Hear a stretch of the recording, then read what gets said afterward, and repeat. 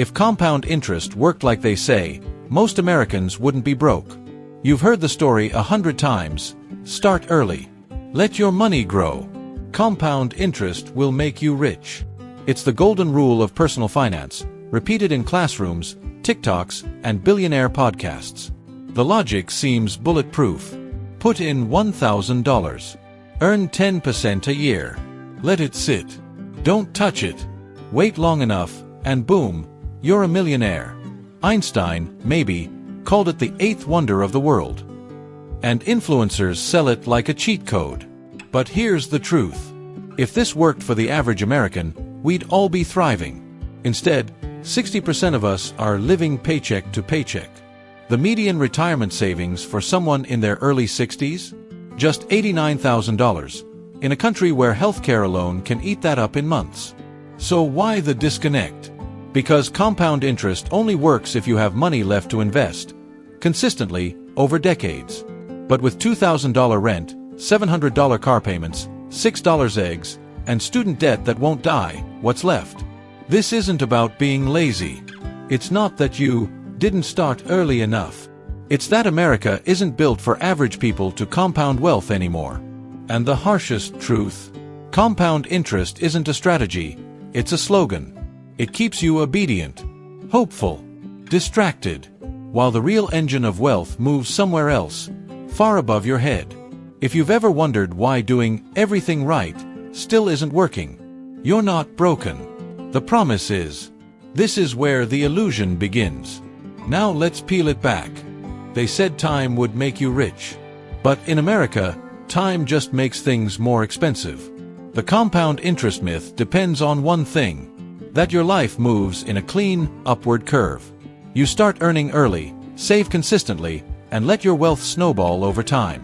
But here's the truth: your financial life isn't a curve. It's a wave, and most Americans drown before they ever rise. Your 20s, debt before dollars. You don't graduate into a job, you graduate into a hole. The average American finishes college with over $37,000 in student loans. And while your degree matures slowly, your interest compounds fast.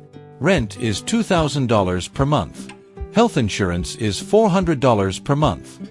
You haven't even started saving, because you can't. You spend your 20s catching up to zero. Your 30s and 40s, the financial squeeze. You earn more, sure. But now you have a kid. And here's a stat no one wants to hear. Raising a child in the US costs over $310,000, and that's if they don't go to college. Daycare is $15,000 a year. Groceries feel like theft. And every emergency comes with a comma. You're not stacking wealth, you're patching leaks. You save when you can. You pause when you must. But compound interest doesn't care about pauses. It needs consistency, and life gives you chaos. Your 50s and 60s, the silent slide. Now it's time to think about retirement. But your 401k looks more like a safety net than a springboard. The cost of living never stopped rising, but your wages sure did. Then the curve turns. You retire. You draw down. You spend what you saved just to stay afloat. That exponential growth they promised, it becomes gradual depletion. The real wealth curve. Let's be honest. Your financial journey doesn't go up and to the right. It looks more like this. You start in debt. You barely climb out. You flatten in middle age. You drop off in retirement. It's not compounding. It's surviving. The final curve killer, healthcare. And just when you think you're safe, your body sends the bill. $315,000, average out-of-pocket healthcare cost in retirement. $8,000 per month, average long-term care. Medicare covers some things. Your savings cover the rest, until they're gone. Many retirees sell homes, cash out IRAs, or move in with their kids. This isn't rare. This is America. The wealth curve was never yours. The system isn't broken, it was just never built for you. It gives you 15 to 20 years to build something, sandwiched between student debt and medical debt. That's your window. That's your shot. And if you slip up once, you don't just slow down. You fall off the curve completely. What now? You weren't lazy. You didn't fail to plan. You were sold a story and punished for believing it. But now you know. The next time someone says, just stay consistent and compound, you can smile and ask, does that curve still work when my rent, my insulin, and my childcare all compounded first? This isn't a mindset problem. It's a math problem inside a rigged system. In the next part, we'll expose why most Americans never even get the chance to save, and who profits from that reality. If you're working full-time and still can't save, you're not broken. The economy is. Let's kill the myth right now. Anyone can build wealth if they just spend less than they earn. Sounds reasonable. But in 2025, that's fiction. The average American household spends over $5,577 per month just to live, $2,000 for rent, $700 plus for groceries, $500 to $800 for health insurance, $400 car payment, utilities, phone, gas, internet, and your wages. They haven't kept up. While CEOs saw record bonuses, real wages for workers barely moved. From 1979 to today, worker productivity rose 60%, but wages only rose 17%. That gap is where your savings went. So let's be clear. You're not failing to save. You were priced out of saving. And here's the cost of that. No savings, no investments, no compound growth. No compound growth, no retirement. No retirement, working till you drop. That's the hidden crisis. We love to talk about financial literacy, but this isn't about budgeting apps. This is about survival math. And it's why millions of full-time workers in America have nothing to show for decades of effort, except bills, burnout, and a bank account with 3 digits. In the next part, we'll expose how the people who can save and invest are profiting off those who can't. Because this isn't just inequality. It's extraction. We were told to invest in a growing economy. But what happens when the economy stops growing? Here's a secret nobody talks about. Your compound interest only works if the country keeps compounding too. The logic is simple. You invest, the economy grows, your investments grow with it. But that model assumes something critical, that the US economy can expand forever. And that's the problem. The slowdown no one wants to admit. In the 1950s and 60s, America was on fire, in the best way. New suburbs, new highways, new industries. GDP was climbing 4 to 6% a year. It felt like there was always somewhere new to build, something new to create. But now, the US economy is growing at just 1.9% per year on average. And much of that is concentrated in tech and finance, not manufacturing, housing, or wages. Meanwhile, the ultra-wealthy, those who own the majority of assets, are seeing their portfolios grow 5 to 7% every year. Oh. If the economy isn't growing that fast, where's their growth coming from? The illusion of infinite expansion. We still act like America is a frontier economy, with untapped markets, endless resources, and infinite upside. But let's be real. The land is already owned. The cities are already built. The industries are already monopolized. There's no open space left. No fresh frontier to colonize. No new railroads, steel empires, or oil booms. So if expansion is limited, but wealth at the top keeps expanding, something has to give. When growth turns to extraction. Here's the uncomfortable truth. The rich don't need new growth to get richer. They just need to extract more from what already exists. When they buy up housing, rent goes up. When they buy farmland, food prices rise. When they buy hospitals, your medical bills double. When they buy media, your attention becomes product. This isn't investment. It's monetization of necessity. We've shifted from create value to capture value. And when there's no more value to create, capturing means taking from you. Real estate, the clearest example. Take housing. Home ownership used to be the foundation of the American dream. No.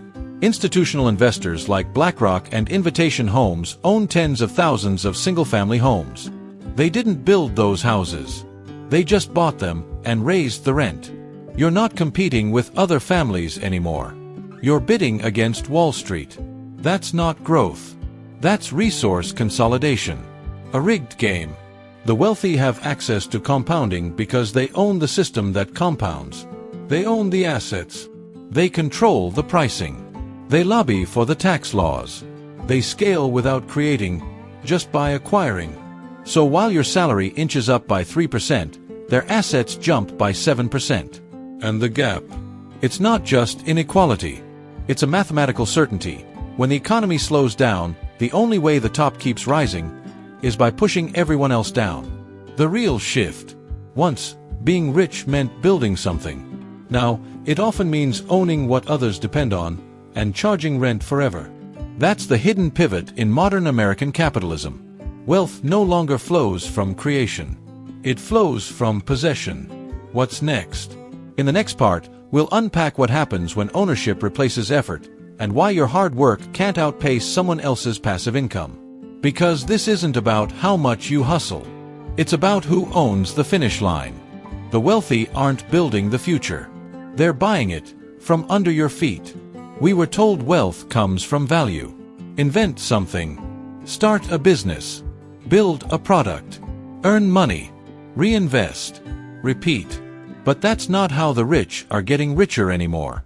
Today in America, you don't need to create value. You just need to own the right things. And the earlier you bought them, the better. Real estate. From American dream to investor asset.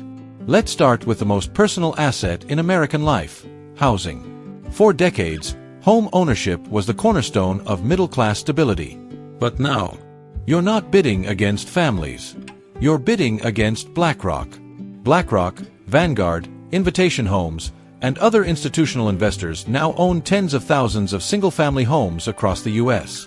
They're not building affordable housing. They're buying up existing homes, in bulk, and turning them into rentals. Your dream house became their cash flow asset. And they have one simple advantage: access to capital you'll never touch. While you're scraping for a down payment, they're using private equity funds and 0% interest loans to scoop up entire neighborhoods. Then they raise the rent and collect compound returns off your monthly paycheck. Debt. The hidden engine of wealth. Think the rich hate debt? No. They use debt. But not like you do. You take on debt to survive: student loans, medical bills, credit cards. They take on debt to acquire, using leverage to multiply their asset base. And here's the kicker. They lend you money and earn interest on your struggle. Credit card APRs hover around 20%. Private lenders, payday lenders, and fintech, by now, pay later schemes rake in billions. You're paying interest. They're collecting it. Your hardship. Their cash flow. Stocks, funds, and passive ownership. The top 10% of Americans now own 89% of all U.S. stocks. The top 1% alone own more than half.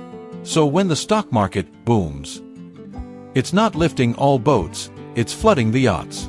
Your $2,000 Roth IRA contribution isn't changing your life. But someone else's $20 million fund just grew by $1.4 million this quarter. And the crazy part? They didn't have to work for it. They just had to own the right ticker at the right time. This isn't skill. It's positional advantage. Healthcare, education, and the monetization of necessity. What do hospitals, student loans, and even water utilities have in common? Ownership and margin. Private equity firms now own hundreds of hospitals, nursing homes, ambulance services, even ER staffing companies. What happens next? Cut staff, raise prices, increase billing complexity, and profit. Same with student loans. You borrow $80,000 to chase a $50,000 starting salary. You spend 15 years paying it back. They spend 15 years compounding interest off your ambition. This isn't capitalism. It's extraction. Capitalism assumes risk leads to reward. But today's system isn't rewarding risk. It's rewarding ownership of the bottlenecks. Whoever owns what people can't live without, homes, healthcare, energy, education, owns the game. They don't need to invent the next iPhone. They just need to own the platform it runs on, or the ad space it lives in, or the data it generates. And if they can't build it, they'll just buy it. then monetize it, then scale it, then raise prices, because who's going to stop them? The math of permanent advantage. Here's how it works. Step 1. Own the asset. Step 2. Use other people's money, debt, to buy more assets. Step 3. Extract value from the people who need the asset. Step 4. Let it compound. Step 5. Pass it down to your kids, tax-free, through trusts and loopholes. This isn't conspiracy. This is estate planning at the highest level. Meanwhile, you're hoping Social Security still exists. The hidden cost, a lost future. Every house they buy is one your kids won't own. Every medical bill they inflate is retirement you won't reach. Every tuition loan they profit from is another year you'll work past 65. They're not just growing wealth. They're locking in control. And they're doing it legally, efficiently, quietly. The rich aren't just winning. They've bought the scoreboard. What's next?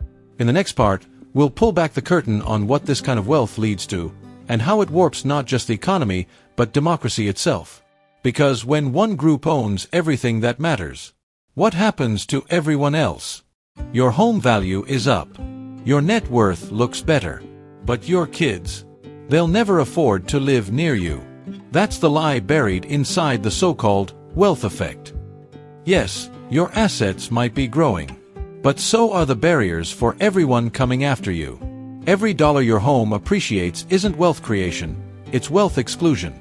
And here's the real kicker. You didn't win. You just got lucky and bought early. Now the next generation is locked out by the very system that once lifted yours up.